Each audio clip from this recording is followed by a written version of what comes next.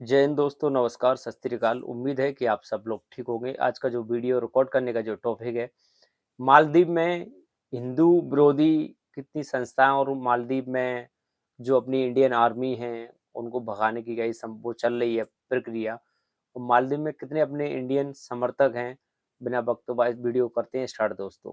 दोस्तों स्वागत है आपका हिंदी नॉलेज शो में। तो दोस्तों मालदीव के अंदर पिछले कुछ दिनों में जो हुआ है ना, आपको चौंका देगा और इसी के साथ आपको हैरान भी करेगा कि मालदीव के अंदर इतना बड़ा कांड हो गया। और हमारे देश की मीडिया जो अब से एक महीना पहले तक ये चिल्ला रही थी कि मालदीव में भारत विरोधी सरकार आ गई, भारत की सारी पॉलिसी फेल हो जाएगी, अब तो चीन की नौसेना हमारे सर पर आकर बैठ जाएगी, हमें डरा करेगी और हिंद महासागर को कंट्रोल कर लेगी, वही भारतीय मीडिया आपको इस कांड के बारे में जरा भी पता नहीं लगने दे रही। लेकिन निश्चिंत रहिए, मालदीव में जो ये पॉलिटिकल अर्थक्वेक आया है, जो राजनीतिक भूचाल आया है, इसकी सारी डिटेल मैं आपको विस्तार से देने जा रहा हूं। लेकिन इसके लिए हमें पहले कुछ साल पहले जाना होगा अब्दुल्ला यामीन के पास। दरअसल सबसे पहले आप ये फोटो देखिए, ये है अब्दुल्ला यामीन, मालदीव के पूर्व राष्ट्रपति। ये 2013 में सत्ता में आए और 2018 तक राष्ट्रपति बने रहे। ये अब तक के मालदीव के सबसे ज्यादा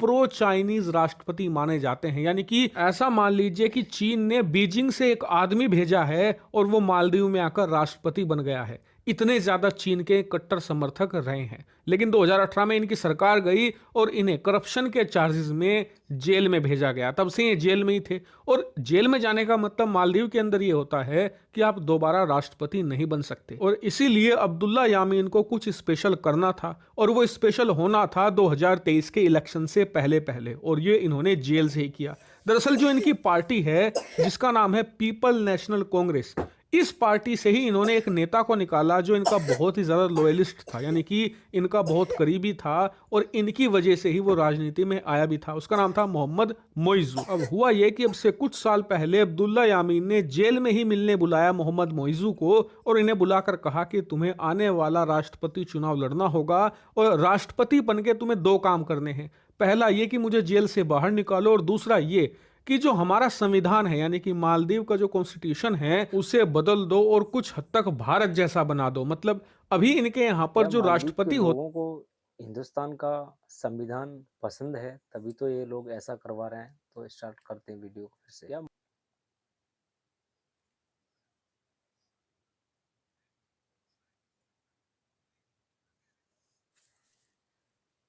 पति होता है उसके पास सारी ताकत होती है, वही सारे काम करता है। लेकिन इनका कहने का मतलब ये था कि तुम बना दो भारत जैसा सिस्टम, यानी कि जो प्राइम मिनिस्टर होगा उसके पास सारी ताकत होगी, जो राष्ट्रपति होगा वो नाम मात्र का रह जाएगा। ऐसे में तुम राष्ट्रपति भी बने रह जाओगे और मैं सत्ता में दोबारा लौट आऊंगा। अब उस वक्त मोहम्मद मोइजू इतने पॉपुलर नेता नहीं थे मालदीव्स के अंदर, ना ही इनके पास रिसोर्सेज थे, ना ही इनके पास किसी का सपोर्ट था। ऐसे में इन्होंने चुपचाप बात मान ली और इसी वजह से फिर अब्दुल्ला यामीन के कहने पर चीन ने मोहम्मद मोइजू को बहुत ज़्यादा सपोर्ट दिया, पैसे से, प्रोपेगेंडा से, हर एक तरीके से मोहम्मद मोइजू की बैकिंग की अब्दुल्ला यामीन के कहने पर।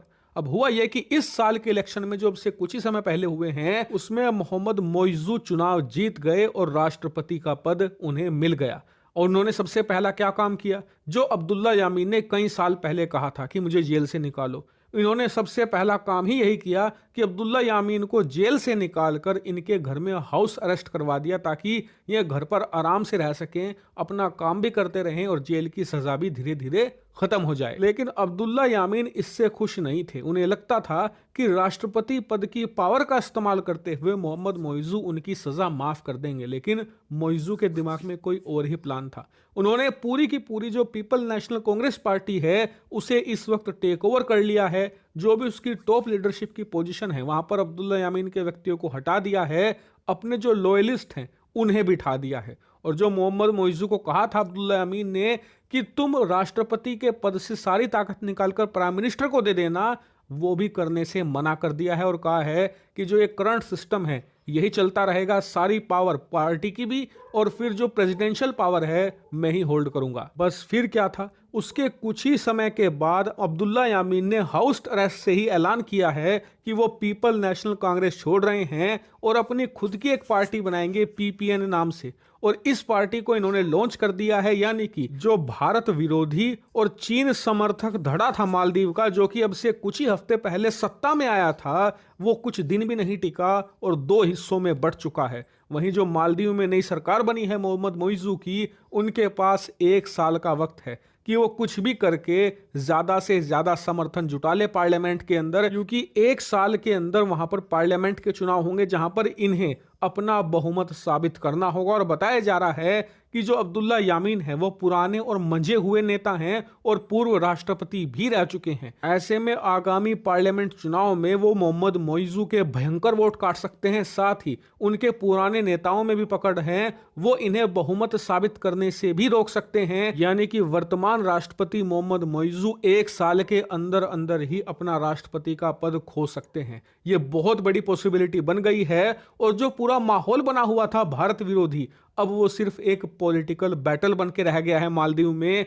और जो भारत समर्थक धड़ा है वो खुशियां मना रहा है, क्योंकि जो हाल ही में चुनाव हुए हैं, ऐसा नहीं कि वहां पर उनकी बहुत बुरी हार हुई हो। जो भारत समर्थक धड़ा है वो मात्र 18,000 वोटों से ही राष्ट्रपति का चुनाव हारा है। यानी कि 1 साल के अंदर कुछ बहुत बड़ा हो सकता है मालदीव के अंदर, उससे पहले भी हो सकता है। इसीलिए मैं इस पर बराबर नजर बनाए रखूंगा। जैसे ही मालदीव से कोई बड़ी खबर आएगी तुरंत आपको बताऊंगा। फिलहाल इस वीडियो में इतना ही। Thank you very much for watching. और ये वीडियो आपको अच्छा लगा हो तो लाइक और शेयर और सब्सक्राइब जरूर करें। और अगर आप एक हिंदुस्तानी हैं तो दिल से मुझे लाइक जरूर करना दोस्तों, और कमेंट में जय हिंद जरूर लिखना। मिलते हैं नेक्स्ट वीडियो में दोस्तों।